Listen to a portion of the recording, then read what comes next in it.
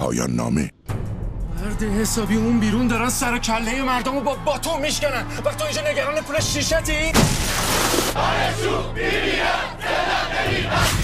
راستی بگو کیا اونجا دیدین؟ کی؟ اون دختره که همراه رفیقت دختر منه، از خونه فرار کرده. دهنتی دارم بهت میگم راه بیفت دیگه.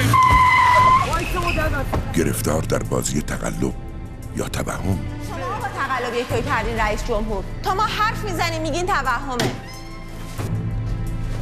تو دیگه کی هستی؟ پایان نامه. بچه‌ها اینجا خونه یه خانومه است. بشیم اینجا تا من برم یه سرگوشی ها بدم بیام. دانستن حق است، ولی کنجکاوی بیش از حد بازی با آتیشه. خدای ما چیکار کردیم؟ خدا چاره‌ای باید جست. باید بریم پیش پلیس. هی میگه پلیس. آخه پلیس آزار دارن میکشنمون. پایان نامه.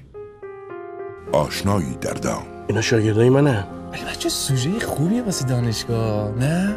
نه این چه آزادیه که ما حق هیچ گونه اعتراضی رو نداریم. مرد حسابی رأی دادیم، رأیمون بالا کشیدن. پایان نامه. اگه بیرون چه خبره؟ جنگه؟ نه آرتیس بازیه. از کاوه خودش دست به کار شده. خدا به داد این جوونا برسه. داریوش ارجمند. اینا اینجا چیکار میکرده؟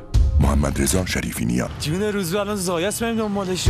هادی دیباجی. اینا کی بودن؟ اگه پیدا میکنن چی؟ چکامه چمن ما. مراقبت. احمد نجفی.